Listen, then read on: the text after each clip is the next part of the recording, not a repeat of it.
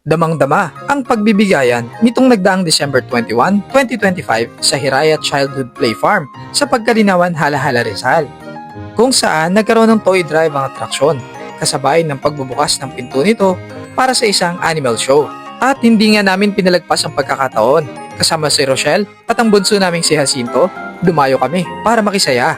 Nagbitbit ng mga manika si Jacinto bilang donasyon at nakipag-interact sa mga alaga ni Kuya D. Siyempre, present din sina Kokoy at Rizal Tambike. Matapos ang ilang minuto ng paglilibang, nagsimula na nga ang animal show ni Kuya D. Pinakilala niya ang mga alaga niyang hindi pangkaraniwan pero super mababait. At halata naman sa mga kids na nag-enjoy sila at naaaliw mula sa pinakamaliit gaya ng mga daga at tipis hanggang sa mga cute na manok, Brahma Rooster, Bengal Peacock, Box Tortoise, Baboy Ramo at Sulcata Tortoise. Natakot nga lang si Jacinto sa malaking Burmese Python na huling ipinakilala ni Kuya D.